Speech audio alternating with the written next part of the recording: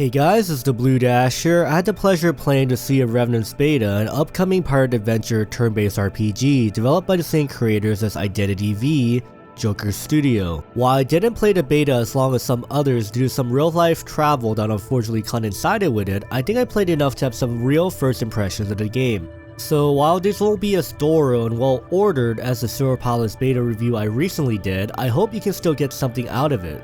For fans familiar with Identity V, they likely know that the devs are quite capable of creating a unique visual style. Identity V had its Coraline inspired button eye aesthetic and doll-like designs that I've always liked, even though I haven't played the game. Fans of Identity V should be happy to see that the studio still knows how to create a distinct look. Sea of Remnants features mannequins and wooden doll-like designs for the majority of its characters. We have visible joints and our nose look like it was carved from wood through chiseling. Both games also give me a bit of Tim Burton vibes, however this is a very different game from Identity V.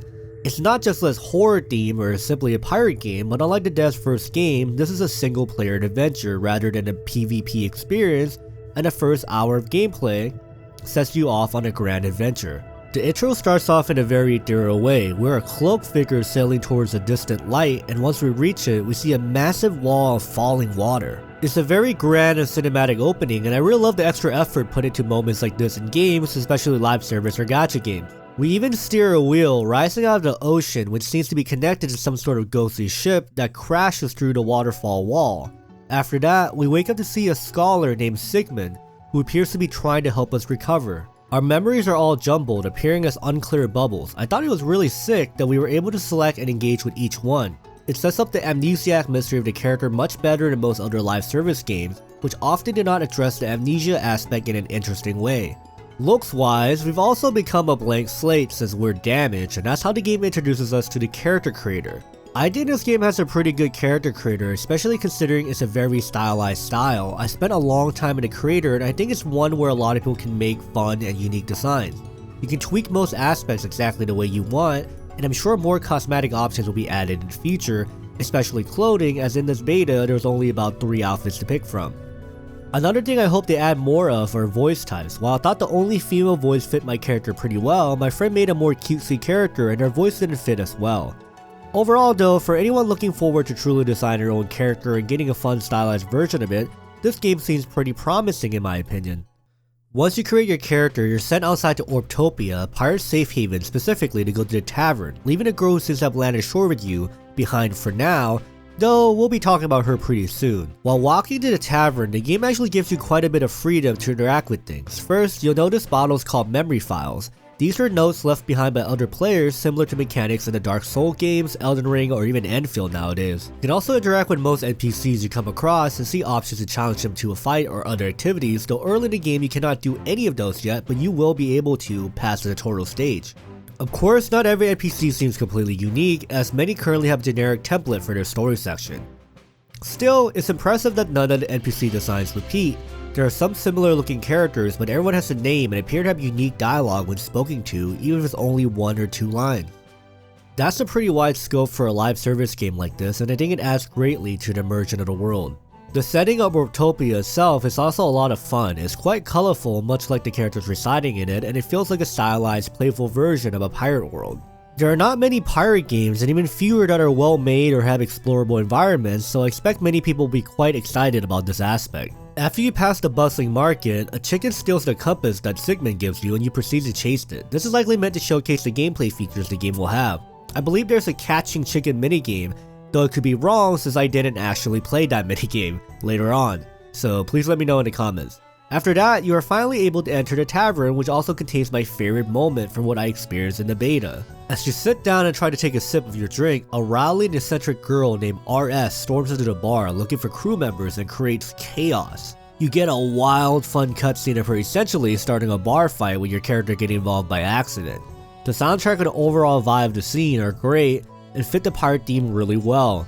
It feels like a strong introduction to the game and a solid build up to the combat, which by the way is turn-based. I'll be honest, I don't have too much to say about the turn-based combat at the moment. Each character pretty much has a basic attack, a skill, and a super move which you can activate at any turn when it's ready, for a total of 3 moves per character. I didn't fully engage with it because the translation needs a lot of work. Spoken dialogue is mostly fine, but the written text often feels like it was machine translated, which makes understanding the effects quite difficult. That said, the combat itself feels fine. It's a standard turn-based system you've probably seen in many other gacha games, but it does include some unique mechanics such as dice rolls, weakness checks, and a sort of upgrade system that gives you some flexibility in how you want to build your character. While the effects are difficult to interpret due to translation issues, the combat was fully functional either way. Due to my short playtime, I can't say how much harder it gets later in the beta, but from what I experienced, I was able to beat bosses even when I was relatively underleveled and not paying close attention to the effects. But getting back to the story, the game has charmed me quite a bit with its style and aesthetic. After the bar fight, you get to talk with RS, who by the way, looks exactly like a girl we watched up ashore with at the beginning of the game. The idea is clear, you'll now sail alongside RS and whoever you may pick up in order to recover the remnants of your memory. It's a very fun concept, and I'll say more interesting than a lot of amnesiac protagonists. I can only hope that in the full story, they don't drop the ball on the story and characters like RS, because I think characters are the heart of these types of adventures. I'm only a little worried because of a few things. One is because one of my friends who played Identity V told me the game used to have quite a strong story, but after a while they kinda stopped updating it. This may be false, so please correct them or me in the comments.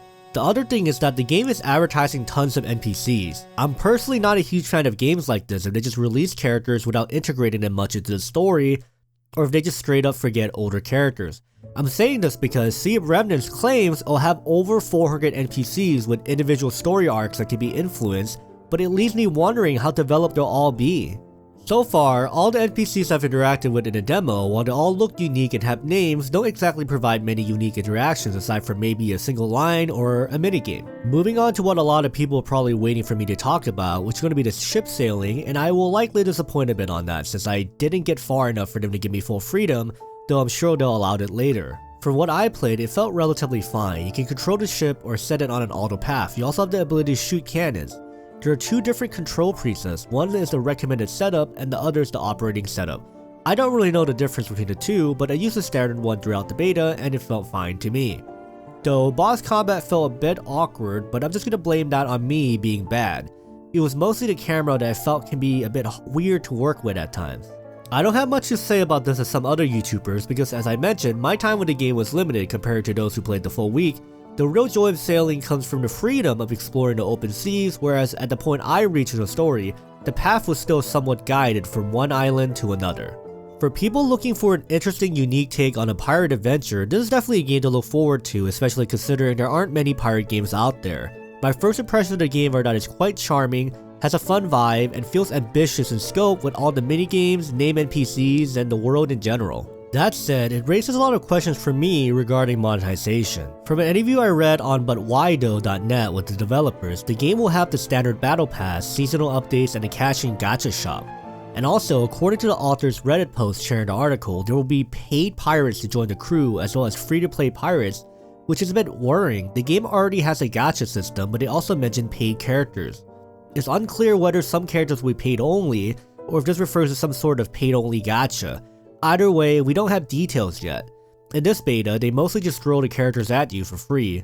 Either way, I'm fairly interested in the game and would like to see how it develops over time, hopefully with better translation. From what I played, it has a lot of potential to be a very unique experience that could succeed as a live service game, assuming the monetization is well handled, and the story and character remain as charming as the intro I've seen. If you're interested in Sea of Remnants, I'll include links to the official website and their social media in the description. The live service market has never been more competitive, with developers constantly pushing to outdo each other. At this point, there's a gacha game for almost every type of player. Which is why next time, I'll likely be sharing my thoughts on the Neverness to Everness beta, which I'll be working on as this video goes live, and I'm really excited to talk about that one, as it's a beta I've been very much enjoying. If you guys have any other games you guys want me to check out or review or try to get into the beta too, you can leave that in the comments, but for now, I'll likely see you guys next time.